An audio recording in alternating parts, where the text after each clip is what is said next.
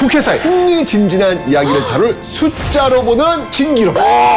국회 역사상 가장 짧은 발언.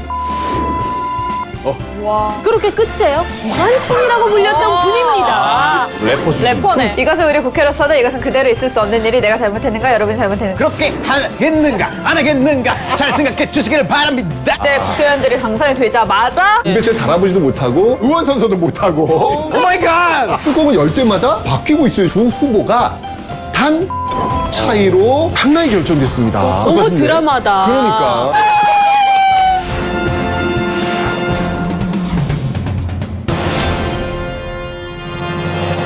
자, 그러면 우선 오늘 우리가 이야기할 숫자 어떤 숫자일지 공개부터 한번 해봅니다. 두둔두둔. 1, 3. 4, 48. 3에 뭔가 붙어야 되겠죠? 과연 어떤 단어가 붙을까요? 표. 세표. 어우, 경기 광주 문학진 민주당 후보와 박혁규 한나라당 후보는 건표를 다시 할 때마다 당선자가 뒤바뀌어 애간장을 태웠다. 이 선거구에선 0시 50분께 마무리된 첫 개표 마감 결과는 문 후보가 36표를 앞선 것으로 나타났다. 그러나 박 후보 쪽이 의의를 제기해 다시 검표를 하자 이번엔 20표 차이로 또 선두가 바뀌었다. 하지만 세 번째 검표 결과에선 문 후보가 7표 차로 다시 앞섰고 네 번째에선 다시 3표 차이로 박 후보 쪽 손이 올라갔다. 두 후보 모두 개표 결과가 믿어지지 않는 표정이었다. 3표 차이로 국회의원 선거 당락이 갈렸다라는 거죠. 그러니까 그것도 지금 뚜껑을 열 때마다 바뀌면서 자, 이거는요. 제16대 국회의원 선거 당시 기사입니다. 경기도 광주의 두 후보가 단 3표 차이로 당락이 결정됐습니다. 어떡해. 당시 이 박혁규 후보는요. 16,675표. 문학진 후보는요. 16,671표. 단 3표 차이였습니다. 와 아, 진짜 이런 거는 어떡해. 이 본인의 어떤 심정을 다 이해할 수는 없지 않을까라는 생각이 드는데 당시 이 문학진 후보는요.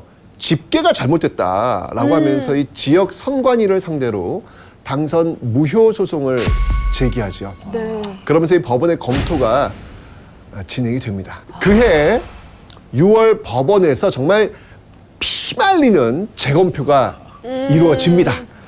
아마 이 문 후보도 그 어떤 사례가 있으니까 희망을 아마 걸지 않았을까라는 생각이 드는데 박혁규 후보가 16,667표, 문학진 후보가 16,665표. 야, 차이가 3표에서 2표로 다시 줄어듭니다. 거의 나왔어. 야, 중요한 건 여전히 박혁규 후보가 일단 더 표가 많았다는 거예요. 몇 표 더? 2표. 2표 더. 네, 2표 더. 자, 그리고 나머지 14표에 대해서는요, 판정을 보류합니다. 10월 대법원까지 이어진 공판 끝에 14표에 대한 판결도 나왔습니다. 뭔데요? 어떻게 되는 거예요? 14표에 대한 표. 결론. 박혁규 후보 16,673표. 문학진 후보 16,670표. 결국 박혁규 후보가 당선을 확정짓습니다. 다른 것도 아니고 국회의원에서 3표 차이로 당선됐다 떨어졌다. 이게 진짜 대단한 진기록이다 라는 어떤 그런 생각이 듭니다. 자, 3은 이제 해결이 됐습니다. 자, 다음 진기록 숫자 두두두두. 네, 이제 3 빠졌고 1, 4, 48이 있는데 저는 48 하겠습니다. 앞으로 우잘물 국회사를 48년 동안 하고 싶다라는 저의 염원이 담겨 있습니다. 네요. 48년 동안? 네. 야. 여기. 자, 그러면 48에 담긴 국회사 진기록 과연 어떤 내용일까요? 48시간. 거의 자, 그럼 제가 힌트를 좀 드리도록 하겠습니다. 이겁니다. 괴산 음성 정읍을 남해 인제 등 5개 구의 민의원 보궐선거는 13일 투표를 실시한다. 이게 힌트예요. 1961년 5월 13일 제5대 국회 재보궐선거를 보도한 기사인데요. 자, 그 결과 정인소, 김사만, 김성환, 김종길 그리고 필리버스터 기록의 주인공 아까 누구? 김대중이 당선됐습니다. 네. 5월 13일 날 말이죠. 자, 선거 다음 날인 5월 14일 중앙선거위원회로부터 당선증을 받습니다. 1961년 5월 14일 48시간 뒤. 5.16 군사정변. 맞습니다. 이때 국회의원들이 당선이 되자마자 이제 국회가 해산이 된 거네요. 네, 바로 5.16 군사정변으로 국회가 해산되죠. 13일에 당선되고 16일에 해산된 건데 실제 시간상으로 의원직을 유지한 건 사실 48시간도 채 안 되기 때문에 48시간짜리 국회의원으로 불립니다.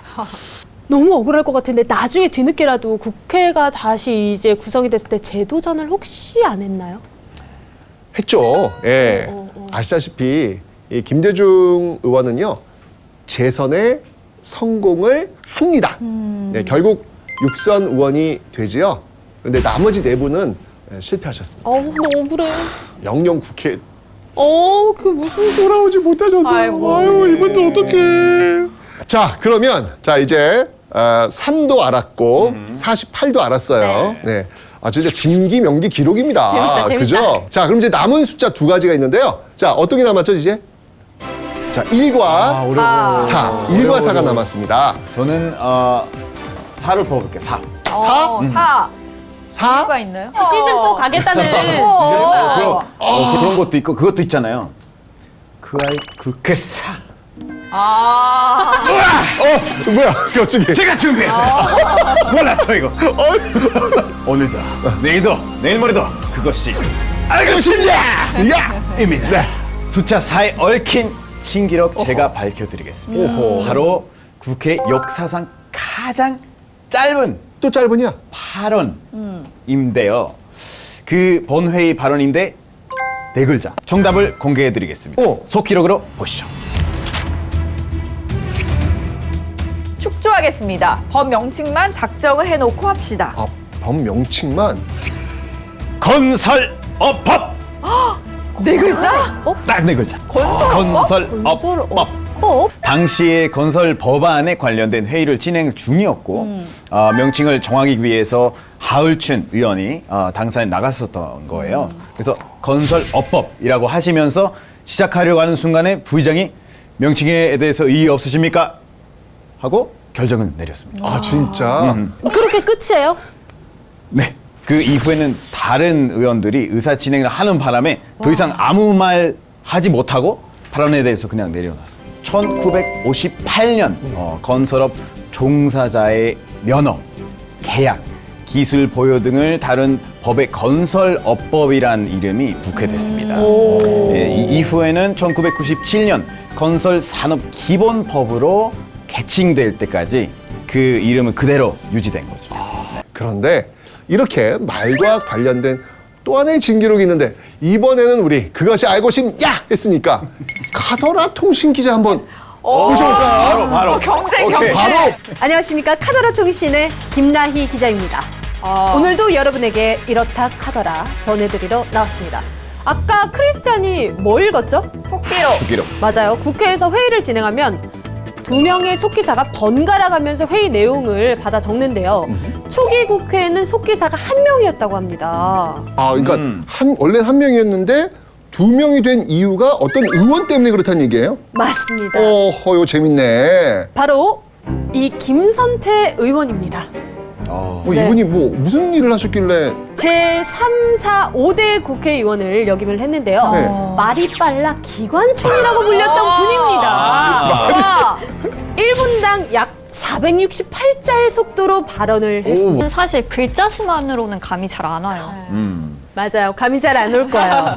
그래서 김선태 의원이 했던 발언을 하나 준비를 해봤습니다. 보시죠.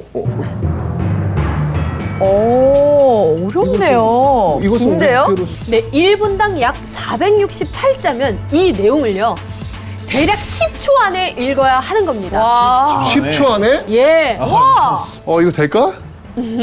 국회의원들이 발언을 보통 10초만 하고 내려오진 않으니까요. 그렇지. 그 속도 그대로 한 5분 동안 이야기한다고 해봅시다. 이거 가능하겠어요? 그걸 속기록 기자님이 쓰셔야 될 거 아니야? 그게 안 될 것 같아요. 맞아요. 속기사가 미처 받아 적지 못한 경우에는 의원 사무실에 찾아가서 속기록을 보여주고 빠진 부분을 채워달라고 했다는데요. 한 속기사의 회고에 따르면 본회의 발언자 명단에 김선태 의원이 있으면 속기사들이 진땀을 빼기 일쑤였다고 합니다. 이상 카다르 통신 김나희 기자였습니다. 와, 야. 자, 이제 마지막 진기록 이야기가 남았습니다. 남은 숫자 뭐였죠? 1. 네, 1이었습니다. 1. 자, 이는 뭐 최초에 대한 기록이 아닐까 싶은데. 맞습니다. 자, 헌정사상 처음을 장식한 인물들에 대해서 오. 한번 알아보도록 하겠습니다. 자, 이한동 의원 어떤 타이틀 있죠? 국무총리. 기억은 나네, 지금. 국무총리. 근데 어떤 국무총리 때, 왜 국무총리 때 뭐가 있는데 최초에? 최초의 인사청문회. 우와! 자, 와우! 왔어. 대박! 너무 잘했다. 자, 그러면 가장 따끈따끈한 정보입니다. 이철영 의원, 우리 저번 시간 했다. 네, 국회의원 최초의 장애인. 아우, 좋아요, 의원입니다. 좋아요, 좋아요. 자, 그리고 조금 예전에 했는데, 이명신 의원. 모를 수가 없죠, 사실은. 최초의 여성 국회의원. 이 외에도요, 재헌국회와 제2대, 제3대에는 최초의 기록들이 당연히 많이 있겠죠. 예를 들면, 대를 이어서 부자지간에 국회의원이 된 경우도 바로 이때였습니다. 사진 한번 보여주실까요? 네. 서정희 의원, 서범석 의원. 사실 두 분 이렇게 보면 너무 똑같지 않나요? 와, 그러네요. 자, 그리고요, 아주 유명한 또 국회의원 부자가 또 있습니다. 재헌국회 의장. 혹시 기억나요? 바로 신익희 의원. 네, 신익희 의원. 그 신익희 의원의 아들 신하균도 국회의원이었습니다. 두 분 다 이 제3대 국회에서 의원직을 수행했던 그런 모습들이 있죠.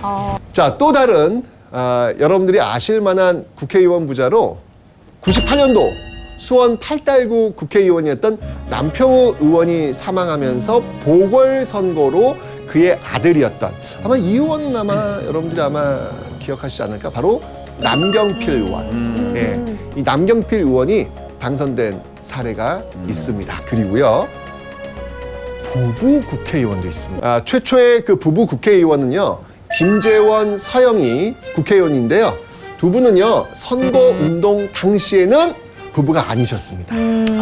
1973년 제9대 국회의원 선거로 당선된 이후 그해 8월 결혼을 했습니다. 부부인 상태로 당선된 경우는 없나요? 그것도 궁금하시군요. 있었습니다. 있었어요? 있었습니다. 이번엔 부자가 아닌 부창부수 부부가 함께 국회의원이 된 경우를 알아볼까요? 최규성, 이경식 부부 의원이 그 주인공인데요. 부부가 함께 국회의원이라서 좋은 점도 있지만 못지않게 싫은 점도 있다고 하네요. 그런데요, 제19대 국회에서는요, 외국인 국회의원에 관련된 최초의 기록들이 있습니다. 귀화인 출신 이자스민 의원, 그리고 방금 보신 것처럼 탈북민 출신으로 처음 국회의원이 된 조명철 의원, 두 분 다 비례대표였습니다. 비례대표. 그러니까 우리 저번에 얘기했던 것처럼 이렇게 어떤 그 다양성이라고 하는 측면을 확보해야 맞아요. 되니까. 왜냐면 외국인 입장이 어떠해서 법률도 이제 만들어줄 필요가 있겠고 또 지금 탈북민들도 많이 있으니까 그들의 입장을 또 대변할 필요가 있으니까 비례대표를 통해서 이런 어떤 그 특이한 어떤 경력을 가지신 분들이 입성을 하면서 최초라는 타이틀을 가지게 되는 거네요. 네. 이 한국 사회가 다양화되는 만큼 보다 각계각층의 다양한 의견을 반영할 수 있는 국회로 성장하고 있구나. 오늘 근데 너무 재밌네요. 너무 재밌어요. 하여튼 전 그런 것 같아요. 우리 국회에서 하면서 느꼈던 게 뭐냐면 항상 우리 사회의 그 변화의 중심에는 국회가 있었다는 거. 국회가 움직이면서 우리 사회에 큰 변화를 가져왔다는 거. 이거는 진짜 변함없는 진리가 아니었는가, 그런 생각이 듭니다. 자, 대한민국 국민 모두가 우잘알 국회의사가 되는 그날까지 저희는 함께 할 겁니다. 자, 이번 시즌3도요, 끝까지 함께 해주신, 그리고 참 행복하면서 저희를 응원해 주셨던 여러분 모두 감사하고요. 안녕히 계세요!